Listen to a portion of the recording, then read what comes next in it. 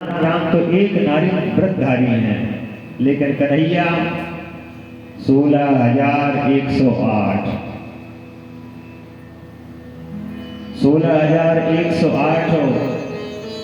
जिनकी पत्नियां हैं, ऐसे परब्रह्म परमात्मा की हम सब कथा श्रवण कर रहे हैं। भगवान ने कहा है कि जो मेरी कथा का आश्रय लेगा, मेरे ऊपर विश्वास करेगा,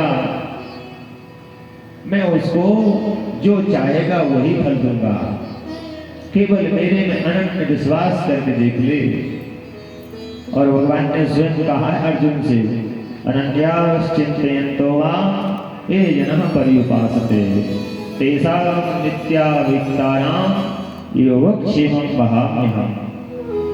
भगवान ने गीता में कहा है कि जो मुझे मानेगा मैं उसको अवश्य ही मानूंगा, उसका आने जाने का चक्कर छुड़ा दूंगा मैं, फिर उसको ये आने जाने का चक्कर नहीं मिल पाएगा। क्यों कि मेरे भाई बहन, सबसे बड़ा अगर कोई दुख होता है, सबसे कोई ज्यादा तकलीफ होती है तो वो दो बार होती है। दो बार कौन कौन सी? एक तो जन्म लेते समय और दूसरी मरते समय। ये दो जो वेदनाएं होती हैं ये भयंकर होती हैं, और इन्हीं दो वेदनाओं में भगवान की कृपा की आवश्यकता पड़ती है हमको। हे भगवान, लाला सही हो जाए, हम तो नारियल फोड़ेंगे। और बुजुर्ग माताएं कहती हैं, प्रभु मैं तो कथा सुन लूंगी, मैं तो 1.25 किलो का प्रसाद बंटवा दूंगी, मेरा लाला का जन्म सही हो जाए। और कोई जा रहा हो, हे भगवान अब तेरे ले लो। भगवान की याद करते हैं लेकिन सुख में याद नहीं करते। भगवान को याद दुखई में किया जाता है। क्यों कि हमारे जो जीव में पाप विराजमान है, बैठा हुआ है, वो कहता है कि अगर भगवान का नाम लोगे तो मुझे जाना पड़ेगा, कोई एक न एक कोई तो रहेगा। तो हम यही गलती करते हैं कि सुख में भगवान को भूल जाते हैं, और जब दुख आता है तो भगवान की कथा को श्रवण कर लेते हैं। और ये श्रीमद् भागवत ज्ञान यज्ञ भी दुखई में बना है। क्यों?